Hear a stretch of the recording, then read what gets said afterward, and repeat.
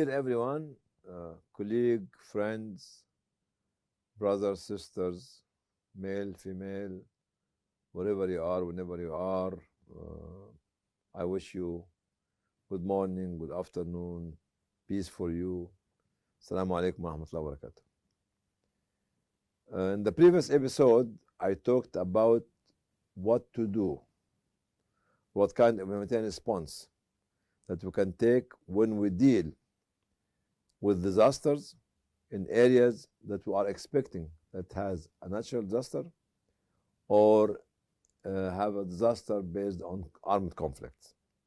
Today we will deal with another area which will be in this area we're having a disaster which was not expected before. Unexpected natural disaster or unexpected armed conflict. Going through this journey, we have to follow two principles. First principle is heavenly principle, guided by the teaching of Allah and His Prophet. Second principle is professional principle. So if we can go to see the first principle, there's an ayah in the Quran which talks about Surah Tawbah, ayah verse number 1 to 2. Allah is saying, وَمَا كَانَ الْمُؤْمِنُونَ لِيَنْفِرُوا كَافَّةً. During the war, you don't go, all of you, to respond. You have to leave a small group of you specialized in something to support you. This is the heavenly reference or the heavenly principles. What does it mean? It does mean that when there is a conflict or when there is a disaster, not every one of us will be engaged of the humanitarian response. Yes, we can send people out, but not all of them. We have to keep a small group of specialized people group at the back to keep supplying the big group which went out for the humanitarian response or for actually deal with the disaster to do the following. After making the general appeal of general response, we have to keep this smaller group actually to be left behind to think, to research, to find ways to guide the front group. Okay. What I'm realizing nowadays, to be very honest, brothers and sisters, most of our senior workers in this organization, listen to this carefully, are firefighting or firefighters or firefighters. Why? Have no time to think. I interviewed many people in different organizations and said, oh my God, and said, oh my God, that's what they said. We don't have time to think. No, you have to have time to think in the normal situation, not in the disaster situation. So on this group will be left behind, while majority of us will be responding to the disaster. They have to think and produce the data, produce the information, produce the knowledge for the people in front to guide them how to go, where to go, why to go, and how to spend. And we have to divide also our, I said, human resources, then financial resources, then logistical resources, and actually to see how to deal with this. This is what we can do at the very beginning. This year, as I mentioned in my previous episode, faced 6 disasters. Faced 6 disasters. 4 of them were natural disaster in Syria, North Syria, Turkey, Morocco, Afghanistan, as well as Libya. And 2 disasters in Sudan and in Gaza are armed conflict. So both of them. Okay? So the armed conflict in Sudan was not expected. The armed conflict in Gaza was not expected. The earthquake in Afghanistan, in Morocco, in Libya was not expected as well. Plus, actually, in Turkey. That's why we have to divide our source into this. Actually, somebody will go out, somebody will sit back to start to think where to go, what to do, how to do, and keep raising fund, keep raising lobbying, and find experiences gained by other community to given to our people in the front line. So this is what the small group at the back will be doing for us. Next, actually, what we do, each small group role is to guide, as I mentioned before, the front one, and even within the bigger group in the front, we have to have a small communication networking group with the group at the back in the house. What does it mean? Practically, this happened long time ago. That's why I keep all the time going back to the history to learn from what happened long time ago. During the battlefield of Uhud, in the first few hours, the Muslims were victorious, and they were defeating the non-Muslims of Quraysh and the other tribes. Some of those people were standing on the mountain, and they've been told by the Prophet, never believe the mountain no matter what happens. But the non-Muslim people have a small group waiting and observing and watching, which was led by somebody called Khalid bin Walid, maybe 100 knights with their horses. And they kept looking at the mountain and the people on the mountain, and saw the big army of the non-Muslim fleeing.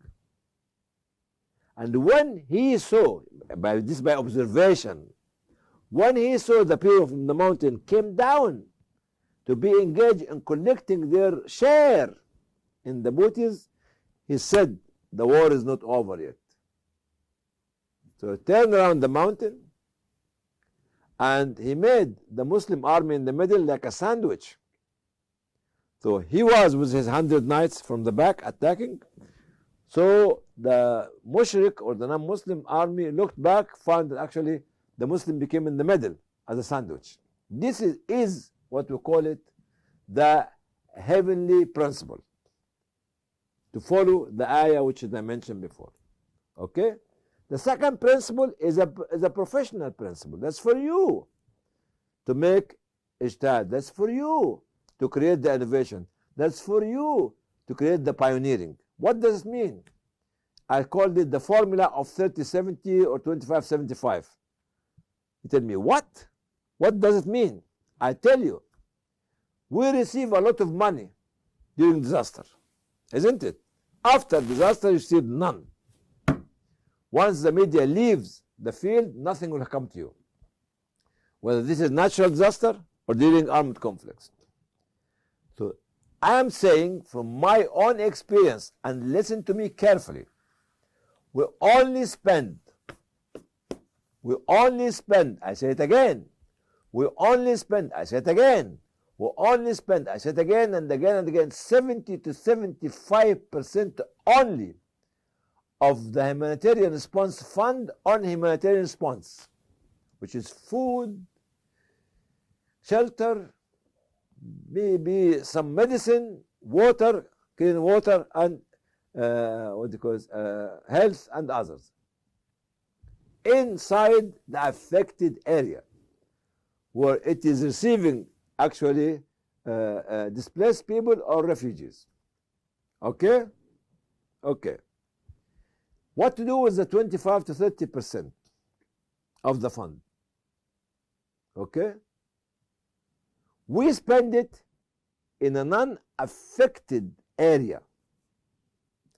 Whenever a disaster happens, natural disaster, or whenever there's a conflict in an area, so the whole country will be involved. So we go to the nearby area, actually, which is not affected by disaster, and we'll start spending this 25-30% in this area. In what? In what? And how to spend it. First of all, building the capacity of the people. Okay. Second is training the local community. Thirdly is supporting the local municipalities. Fourth is to strengthen the civil society organizations. Number 5 is to build infrastructure of these societies. Number 6 is to invest some of it in agriculture and animal industry, which anybody can do it, and animal and the product of animal industry. Number 7 is to build local community markets. Number 8 is to encourage vocational training, alternative education, parallel education, and other projects. You know why? Because we have to build the capacity of this area to receive the displaced people and to receive actually the refugees who want to come back.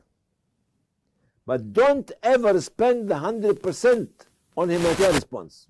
And I'm responsible before Allah to tell you that. Because after the camera leaves, nobody else will give you money. Let me give you an example. We have been seeing the disaster or the conflict in Syria for the last 12 years. The condition put on the local community organization, the local Syrian organization, is you have to spend this money within 6 months or less than 1 year. Could not be able to use such money or such fund to build local community. And this is what I call it. It is humanitarian colonization or humanitarian occupation. We could not be able. This is not in Yemen. This is only not in Syria. It's also in Yemen as well. Food. Those people have the ability to rebuild their own communities, their own societies, their own infrastructure. Give them. No. And this is what I call it al-istimar al-insani, which is humanitarian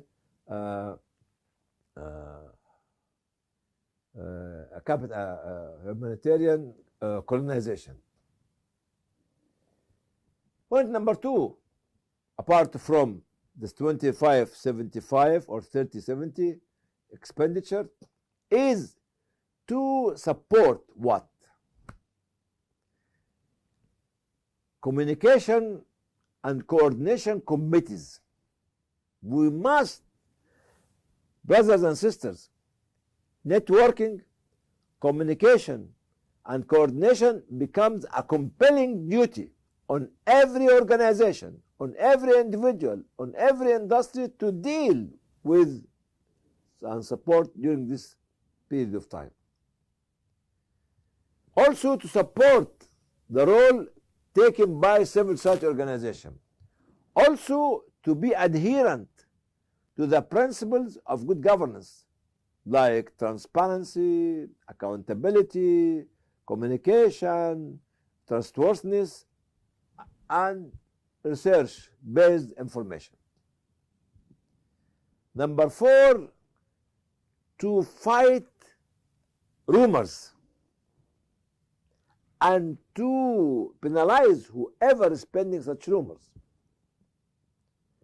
Number 5 is to raise the level of social or societal awareness through state media and through social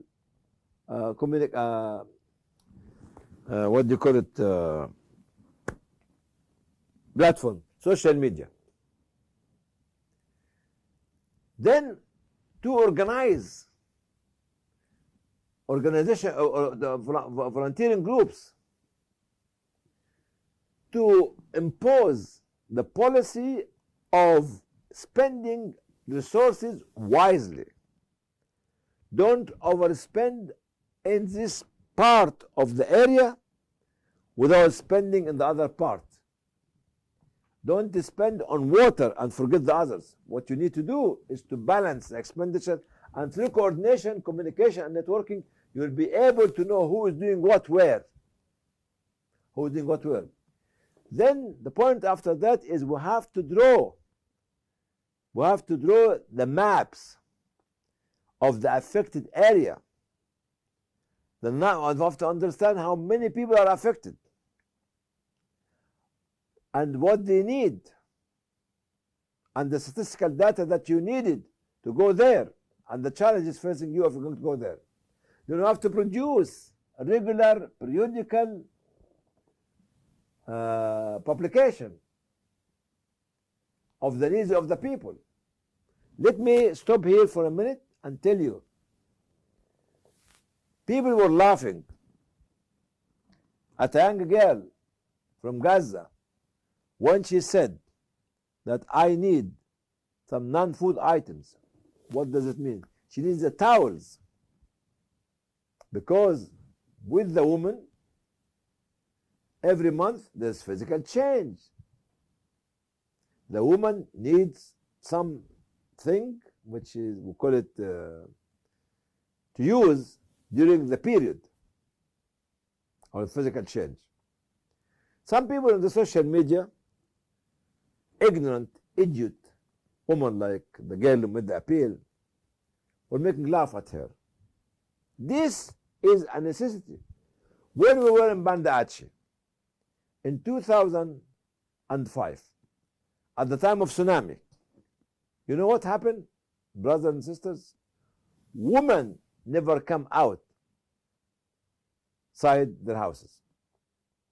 Indonesia lost about nearly 250,000 people within few minutes, because the tsunami came and washed out the whole of Banda Aceh.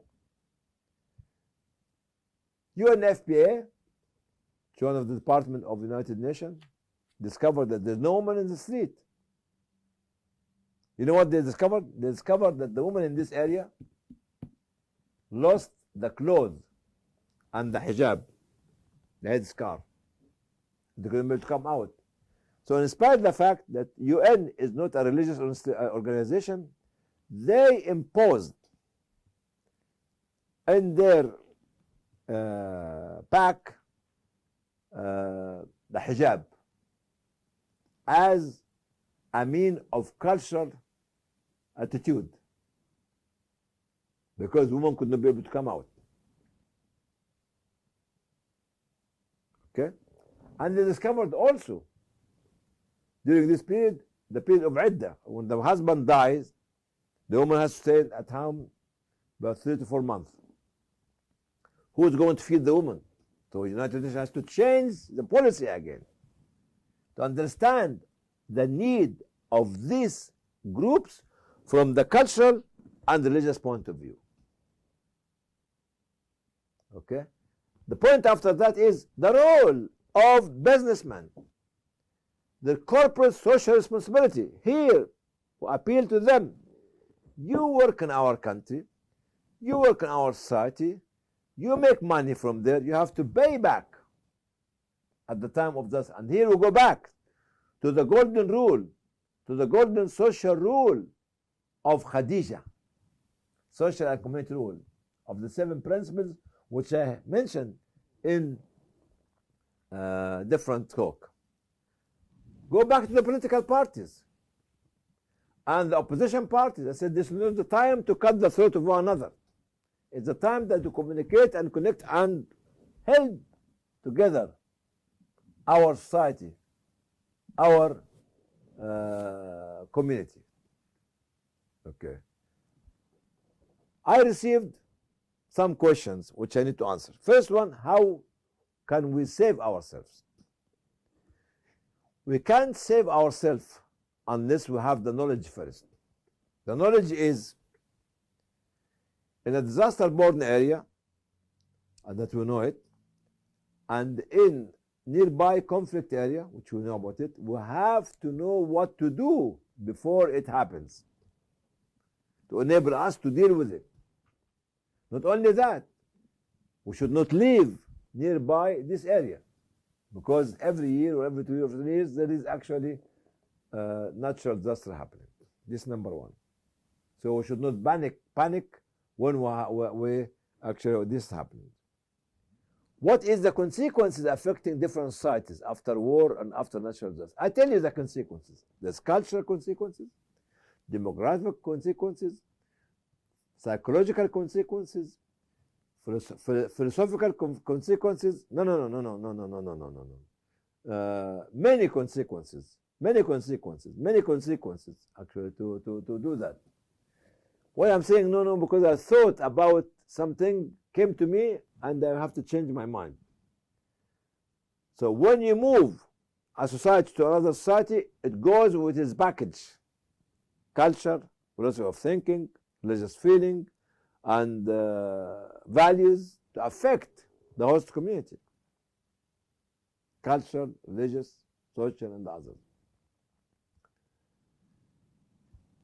How the society and civil society organization will deal with one another at that time. What we need to do is actually communication, networking, and coordination. It must be the only parameter that will take us forward. If we don't communicate with one another, if we don't connect with one another, if we don't coordinate, we'll never be able to save society. The question after that is how to prioritize our work. How to prioritize our work? We have to look at the number of affected communities, the scale of disasters, as well as the state of shock. At the first initial stage, we have to deal with the state of shock of people, with reaching them as soon as possible, bringing them food, water, and shelter as fast as we can, and try our psychosocial support program from day one. We need to tell our donors that psychosocial support program is incredibly essential for every humanitarian response that we do. Let me give you an example. At the time of Bosnia War, there's something called systematic governmental organized rape. A young girl, when she was imprisoned in a camp, she used to be attacked 6, 5, or 7 times every day. And they used to keep such a young girl to become pregnant. And when she is 5 or 6 years 5 or 6 months pregnant, they release her. Such a woman like this, such a young girl like this, she needs not only food and water and drink, she needs psychosocial support. Even raping of young boys, even raping of men in prison and detention centers, they need this kind of thing. So when we come to you, Mr. Donor or Miss Donor, and telling you psychosocial support scheme or program is as essential as the food and water, said no, I'm not interested. I have to give water and food only. I tell you, this is wrong. When we tell you, Mr. Donor, that we need to create a coordinating committee, training program, capacity building program, social awareness program, I said, no, I don't spend my money on this waste of time or research studies. Tell you, how can we save people if we don't know the facts and the figures? How can we help people if we don't train local people to deal with the situation? How can we support community if we have no community organizations? We have no knowledge of how to deal with this influx of refugees or internally displaced people. Please, for God's sake, during whether is a sudden disaster or conflict or expected, we have to deal with this effectively. Spending money on humanitarian response is not only food and drink and medicine and clothes and shelter. It's more than that. This kind of work, it becomes a profession now. It becomes the science and technology. It becomes the history and the future of building local organization, local society, and local communities. It's not a sack of flour or a sack of rice or a bottle of oil. No, it's more than that. It's building community by empowering the individuals affected by the disaster to come out of this phase to build his or her own community. This is my message to you, all of you, young men and young women. And the last and not least, in all this, we should define the role of youngsters like you, young people. A woman. Why woman? Because in certain area with a very strong Islamic culture, a male doctor cannot examine a female patient. So the woman could die because there's no female doctor. The young woman could be ignorant because there's no female teacher. And here we have to look at our ulama to try to allow our young girls and women who are qualified to travel to this area to work in this community, with this community, to save this community. What we do from the professional point of view and from the theological and heavenly point of view, it goes hand in hand together. Hand in hand together. Heavenly principle as well as professional principles. May Allah bless you, inshallah. My apology of taking more time of yours, and I hope to see you in another episode.